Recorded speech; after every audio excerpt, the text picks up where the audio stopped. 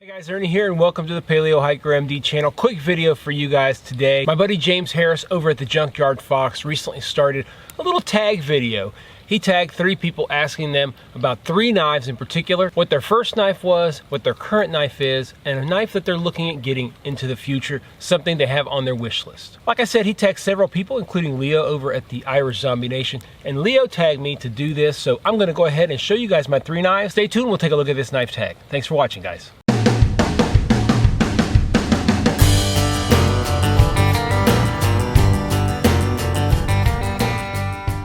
You know, here at Paleo Hiker MD, we like to do things a little bit, we like to take it up a notch. And that's what we're gonna do today. We're not just gonna talk about the 3 knives, and again, the 3 knives are the first knife that I had, the current knife that I'm using, and the knife that I have on my radar in the future to purchase. We're gonna do both EDC pocket knives and kind of larger bushcraft knives. So as this smoke envelops me, it makes this a very interesting shot. Let's take a look at my first knives. When I was 14 or 15 years old, I really wanted a pocket knife, and my dad bought me this. This is a Gerber 450. This thing has been around forever, and it still looks quite good.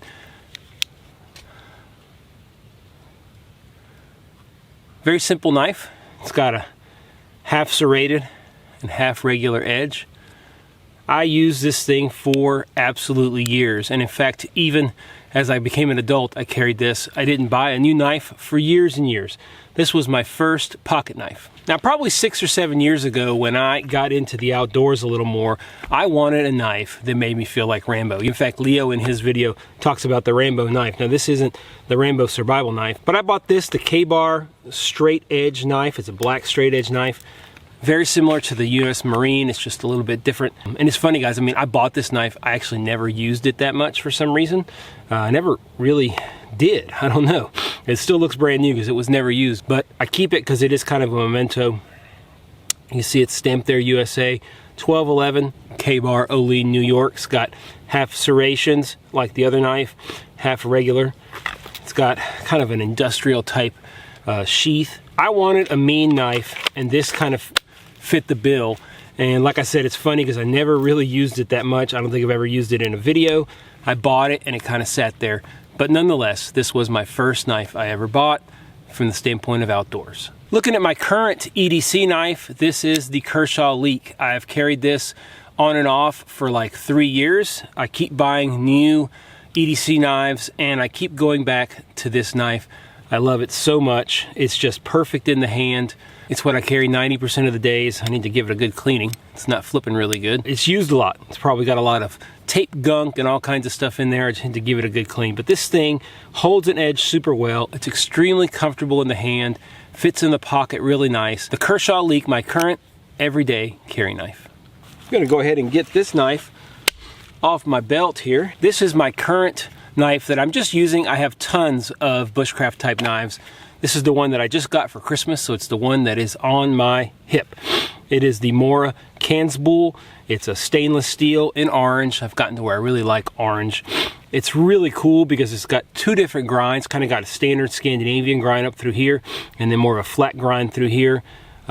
It's a kind of a tapered point and a drop point as well, just a little bit of a drop point right here. It's got a super sharp spine, which allows me to shave shavings or whatever else needs to go on there. Really, really nice. Got that classic Mora feel to it. Just really something that I enjoyed. Now the Garberg has a little metal thing down here. You can pound stuff, which is nice.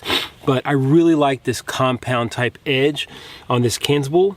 It has really worked out well so far for me. This is what I'm carrying on my belt right now. So that's a look at my first 2 knives and my current knives that I'm carrying right now. Now for the fun stuff, what I'm looking forward to. I'm sure that James and Leo and a lot of us here on YouTube look towards that next knife. And it's interesting that James asked this because I'm always looking at what the next knife is gonna be, or next blade, whether it be axe or saw, whatever it might be. From the standpoint of an everyday carry knife, I have one in particular I'm looking at.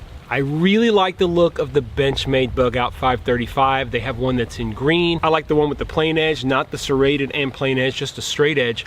But that 535 looks awesome. It's a CPM S30V coated stainless steel, really good edge retention, very easy to take care of, which is something I'm looking forward to, and it's super lightweight. It weighs less than 2 ounces, which is amazing, and it makes it perfect for my backpacking trips. I'm always trying to shave weight.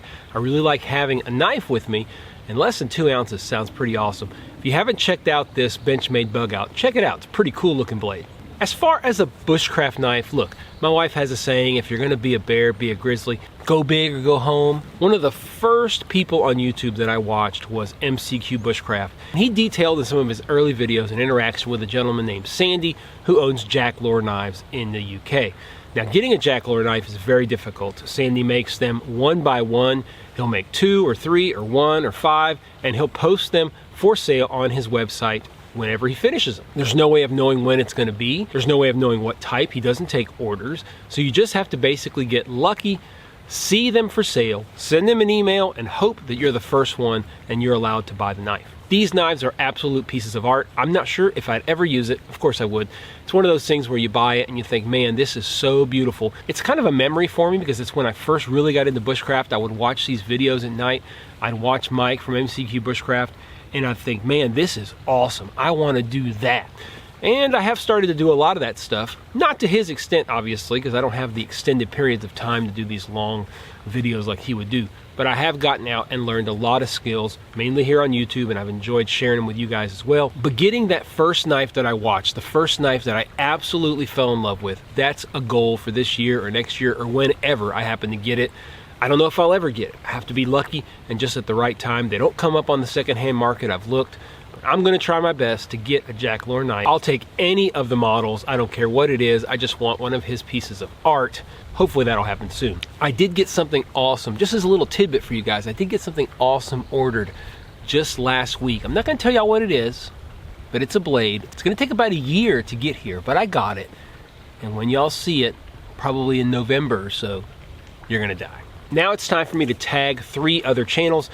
I want to try to tag channels that will give us some diversity. So first is going to be Dave at High Carbon Steel Love. Dave's got an awesome channel. He lives up in New York. He's a big Buffalo Bills fan, and he makes great content. Make sure you check out his channel down below. And Dave, you are tagged in this challenge. Next is Nathan at Nathan4071. Nathan does YouTube videos. He's doing a lot of wood turning videos recently because he wood turns for his ferro rods. He sells some of the best ferro rods on eBay. Make sure you pick one up.